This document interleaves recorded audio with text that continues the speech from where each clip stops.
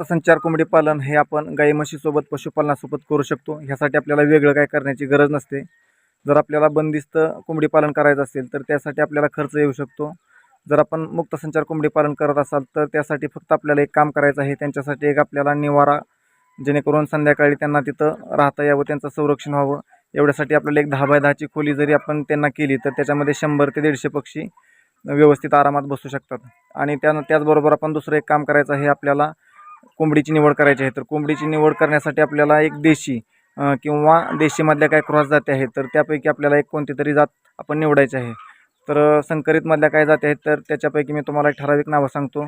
आराया, श्रीनिधी, ग्रामप्रिया, वनराज, गिरिराज, कावेरी, त्याचबरोबर ब्लॅक ॲस्ट्रोलॉप अशा बऱ्याच प्रकारच्या जाती आहेत. तर त्यापैकी आपल्याला एक जात निवडायची आहे किंवा आपण प्युअर देशीसुद्धा आपण जात निवडू शकता आणि मुक्तसंचार पद्धतीने आपण कोंबडी पालन करू शकता. तर त्यासाठी आपण 100 पिल्लांपासून सुरुवात करायची आहे. धन्यवाद.